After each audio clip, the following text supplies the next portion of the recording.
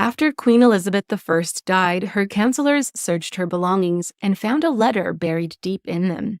When they looked closer, their blood ran cold. Stick around to find out exactly what they found. In 1533, Elizabeth was born into the biggest scandal of her time.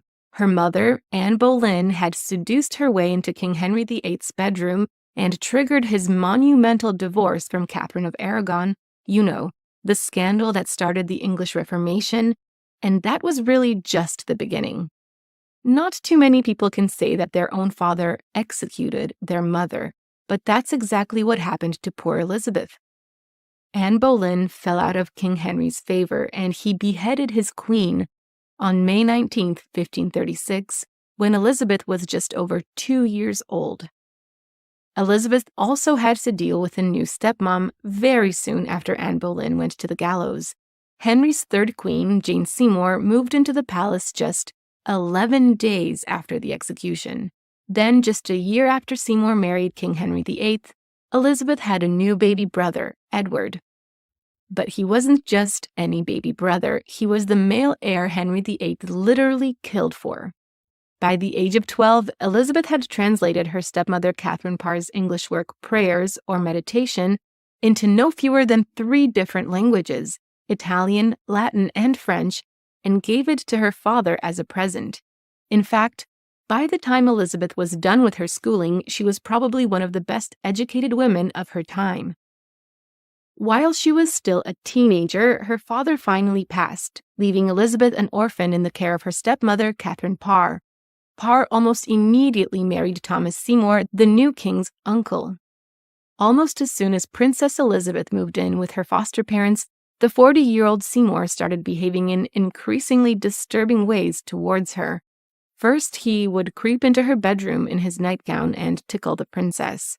According to records from the time, Elizabeth's stepmother, Catherine Parr, did nothing to stop these inappropriate behaviors. In fact, she even participated in them. At least twice, she helped her husband tickle Elizabeth, and in a particularly alarming incident, she held the princess down as Seymour ripped the girl's dress into pieces. Catherine Parr made a chilling discovery. She stumbled across Seymour and the teenaged Elizabeth locked in an embrace, indicating that the inappropriate interactions were quickly becoming romantic. Whether from jealousy or for fear for the girl, Parr sent the princess away soon after. But that was not the last Elizabeth saw of Seymour. Mere months after sending Elizabeth away, Catherine Parr perished in childbirth. With his wife conveniently out of the way, the widowed Seymour turned his attention back to the teenage princess. The royal council had had enough of Seymour's creepy scheming, and they charged him with treason for his plot to marry Elizabeth. The princess's tormentor was finally executed on March 20th, 1549. Elizabeth was still barely in her teen years. On July 6, 1553, Elizabeth's brother Edward, Henry VIII's only male heir, died, throwing the kingdom into chaos. Shockingly, he named his cousin Jane Grey, not his sisters Elizabeth or Mary, as his successor. Suddenly, Mary and Elizabeth found themselves fighting for their birthright. Elizabeth and Mary proved too powerful for Jane Grey and her forces. She was defeated and became known as the 9 Days Queen. In August 1553, Mary rode into London to officially claim the throne. It could have been a triumphant moment of sisterly love, but that's not quite how it went down. Elizabeth and Mary were very different people, and not just because they had different mothers. Mary's mother, Catherine of Aragon, raised her to be a strict Catholic. Meanwhile, Elizabeth, born not just at the height of the English Reformation, but practically because of it, was Protestant. Even as young girls, Mary and Elizabeth had never been friends. Mary refused to recognize that Anne Boleyn was queen, or even that Elizabeth was a princess. Mary might have had another big reason for being jealous of Elizabeth. Her husband, King Philip, reportedly planned to marry Elizabeth should anything happen to Mary, particularly if she perished in childbirth. You don't get the nickname Bloody Mary for nothing, and Mary's reign quickly became unpopular for her ruthless persecution of Protestants, as well as her infamously gruesome method of burning heretics at the stake. So when a rebellion broke out in 1554, Mary instantly suspected Elizabeth and threw her sister in the Tower of London. For 3 terrifying months, Elizabeth's life hung in the balance at the Tower. During this time, Mary's advisors whispered in her ear that while Elizabeth breathed, her throne would never be safe. The only thing to do, they said, was to execute her own sister.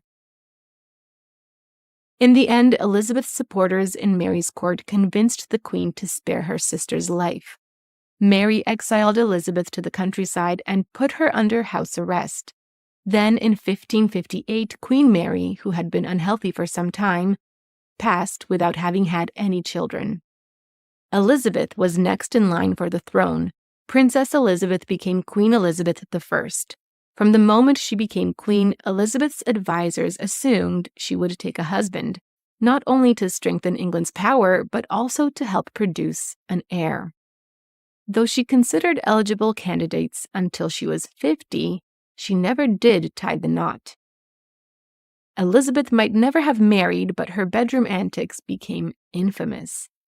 One of her most notorious dalliances was with her handsome childhood friend, Robert Dudley.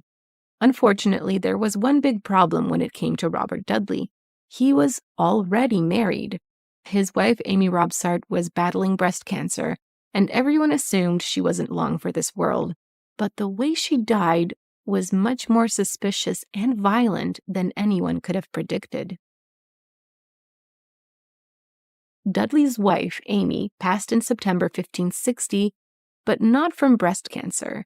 She died after falling down a flight of stairs. The coroner might have ruled it an accident, but many people in the palace assumed Dudley had done the deed to secure his queen's affections. Their road to the altar finally seemed clear, but was it?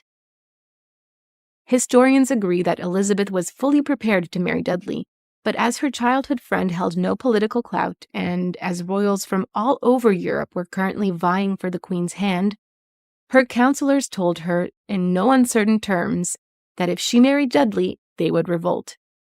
Elizabeth reluctantly backed off the marriage, but that didn't mean she forgot about Dudley. The Queen was intensely jealous of Dudley's time and affections, so when she discovered his ultimate betrayal, she was enraged. In 1578, Dudley married Elizabeth's distant relative, Lettice Knowles. He tried to keep the nuptials a secret, which made it all the worse when Elizabeth found out. When the Queen got wind of her true love's wedding, she was so furious that she banished Lettice from her court. She never forgave the woman and never acknowledged the nuptials as long as she lived. Elizabeth's refusal to ever marry and her nickname the Virgin Queen skyrocketed her to cult status. Poets wrote about her in bombastic terms, comparing her to figures like goddesses and the Virgin Mary. Besides the Virgin Queen, Elizabeth's other nicknames were Gloriana and Good Queen Bess, but the real woman behind the nicknames was far from perfect. Although Elizabeth I was always careful to present her best self, which often meant wearing heavy makeup, her cosmetics had a dark side. The Queen's makeup was made of abrasive and even poisonous products like lead and vinegar, which did major damage to Elizabeth's skin and health. The Queen also had a notorious sweet tooth as well as a fear of dentists. As she grew older, her teeth started to yellow and decay, crumbling in on each other. It was so bad that foreign dignitaries often couldn't even understand Elizabeth when she spoke to them. Elizabeth's gross dental hygiene actually started a trend. Since sugar was considered a luxury, some women then blackened their teeth both to emulate their queen and show off their wealth. Some historians believe Elizabeth was what we'd call a polyglot, or someone with an innate skill for learning foreign tongues. She could speak 11 languages, including Latin, Greek, and even Aramaic, and spoke many as if they were her native language. One of Elizabeth's most bitter enemies was also one of her closest relatives, her Catholic cousin, Mary, Queen of Scots. From the very beginning, Mary posed a threat to Elizabeth's reign and religion, spurring a game of thrones for the ages. For a while, Elizabeth and Mary went the frenemies route. Despite the fact that Elizabeth supported Scotland's rebels against Mary, She still bizarrely offered up her favorite Robert Dudley for Mary to wed, but neither Mary nor Dudley were smitten with each other, and Elizabeth's awkward ploy fizzled out. Eventually, Mary's forces grew so strong and her decisions became so erratic, Elizabeth had to take drastic action. She tore Mary away from her baby son, imprisoned her in Loch Leven Castle, and then forced her to abdicate. Astonishingly, Mary spent the next 19 years of her life under Elizabeth's guard, but Elizabeth's most chilling act was yet to come. One day, Queen Elizabeth discovered that Mary, Queen of Scots, was helping incite a rebellion against the English crown from her jail cell. Elizabeth responded with a brutal show of force. On February 8, 1587, Mary, Queen of Scots, met the axe. After Mary's death, Elizabeth grew intensely remorseful and even claimed that she had signed her cousin's warrant without understanding her advisors would carry it out immediately. While it's possible Elizabeth's regret was very real, many historians are suspicious of her backtracking. After all, it's pretty hard to sign someone's death warrant half-heartedly. Elizabeth's reign is known as a golden age of exploration. One of her favorite explorers was Francis Drake, who circumnavigated the globe between 1577 and 1580, earning himself a knighthood from his queen. Queen Elizabeth is perhaps most famous for defeating the Spanish Armada, which put a little thing called British sea power on the map. After Elizabeth's envoy, Francis Drake, raided Spanish ships, King Philip of Spain, yes, Elizabeth's ex-brother-in-law, decided he had quite enough of England and took immediate action. Philip II sent his Spanish Armada to invade England in 1588, bent on destroying Elizabeth and her reign. To everyone's surprise, the great naval power of Spain succumbed to the attacks of English fireships. Philip's navy had to turn tail and return back to Spain in shambles. Elizabeth used the crisis of the conflict with Spain to turn herself into a warrior queen. When she inspected her troops on August 8, 1588, she donned a silver breastplate under a white dress. Her speech has gone down in history. "I know I have the body but of a weak and feeble woman," she said, "but I have the heart and stomach of a king, and a king of England, too." People now see the Spanish Armada as a turning point in Elizabeth's reign, and it was. But it was a very different victory than what people imagine. The triumph was more of a propaganda campaign for Elizabeth than anything else, as the English success hinged on Spanish mistakes rather than British power. In fact, the very next year, England sent a 150-ship fleet to Spain, where they were defeated. Up to 15,000 men lost their lives, and Spain actually held on to its naval dominance at the time. Though many historians note that Elizabeth stayed single in order to hold on to power and play her suitors off of one another, she did get serious with men other than Robert Dudley. When she was courting Francis, Duke of Anjou, she often wore a frog-shaped earring the Duke had given her as a token of his affection. Elizabeth's reign was truly a golden age for many. In addition to Francis Drake's feats at sea, literature blossomed during this time with heavy hitters like William Shakespeare and Christopher Marlowe writing masterworks. But let's not give too much credit to good Queen Bess here. She wasn't really much of a patron of the arts. Another of the great English poets of the time, Edmund Spenser, paid homage to Elizabeth in his epic poem, The Faerie Queen. Elizabeth I is the character of Belphoebe, a strong virgin huntress who fights off her would-be attackers. Elizabeth must have liked the portrayal, as Spenser was one of the only writers she ever patronized. Elizabeth lived in poverty after her mother's execution. Her father, Henry VIII, ignored and neglected her so completely that Elizabeth's guardians had to beg the king for finances to provide Elizabeth with clothes that fit her. Later, when she became queen, Elizabeth collected more than 2,000 dresses, and even that wasn't enough. She allegedly took a dress from one of her maids out of envy when she saw how good it looked on her. It's no wonder then that Elizabeth I loved clothes. Not only did she start many fashion trends, but her clothes were routinely tweaked and updated and carefully chosen based on what look she needed to convey, mostly trying to invoke ideas of purity and divinity. But she was also generous with her things and passed hand-me-downs to her ladies-in-waiting. Although generous with her servants, Elizabeth I expected total loyalty and was quick to fly into a rage, just like her father. During one outburst after her maid had angered her, she broke the maid's finger with a hairbrush. Even worse, the guilty queen told everyone it was an accident involving a fallen candlestick. Sometimes Elizabeth trusted her ladies-in-waiting as royal jailers. One of her favorite attendants was Bess of Hardwicke, who was likely the most powerful lady-in-waiting in the Queen's court. In 1569, Elizabeth even asked Hardwicke and her husband to hold Mary Queen of Scots on her behalf. The couple performed this thankless duty for 15 years. As she grew older, Elizabeth's courtiers never let on that her beauty was fading and continued to compliment her, as if she was still the 25-year-old queen she had been at her coronation. Sadly, it seems as though Elizabeth started to believe them and played favorites with whomever could compliment her the most. This had very dire consequences. One of Elizabeth's favorites later in life was Robert Devereux, Earl of Essex, who took advantage of his good looks to quickly rise at court, gaining great power with very little responsibility. In 1599, he deserted his high military post for the umpteenth time, and Elizabeth finally reprimanded him, putting him under house arrest and taking away his luxuries. In 1601, Essex plotted to kidnap the Queen and take power for himself. Unfortunately for him, he didn't count on the fact that, well, nobody liked him and he had close to 0 supporters.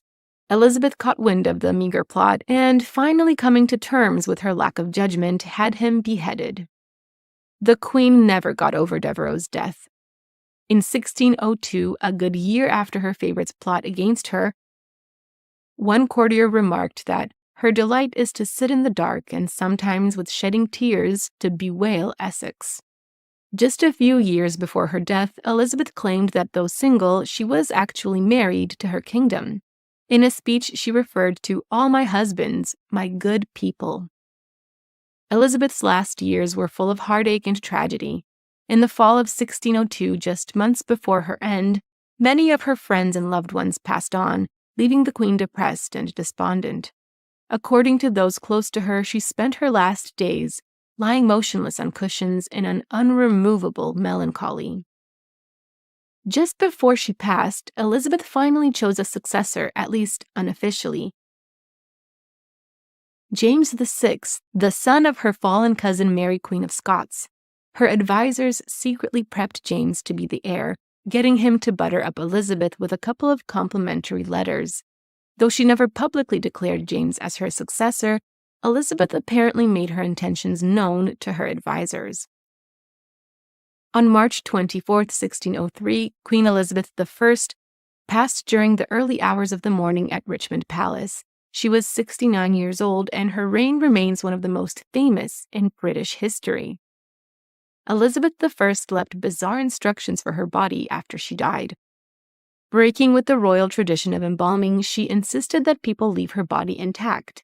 Many whispered that this was to guard her secrets, but either way, her ever-loyal ladies-in-waiting made sure to protect her wishes, even after death. After Elizabeth passed, her advisors searched her belongings and found a letter buried deep in them. Its contents were heartbreaking. It was a letter from her old lover, Robert Dudley, who had passed just after the Spanish Armada in 1588. But even more touching than the letter itself was the note Elizabeth had scrawled on it. She marked it as his last letter to her. Since she had no heir, the House of Tudor, which began in 1485 with Henry VII, ended with Elizabeth. Although she kept it on the down low for political reasons, Elizabeth loved her mother, Anne Boleyn, very much. She quietly honored her and her family by taking care of their positions at court, and always kept her mother's portrait in a locket on her necklace. After Queen Elizabeth II, who reigned for 70 years, and Queen Victoria, who reigned for 63, Elizabeth I is the longest reigning British queen. She was in power for 44 years. Thank you for watching this video. I hope you enjoyed it. Please like and subscribe for more videos like this one.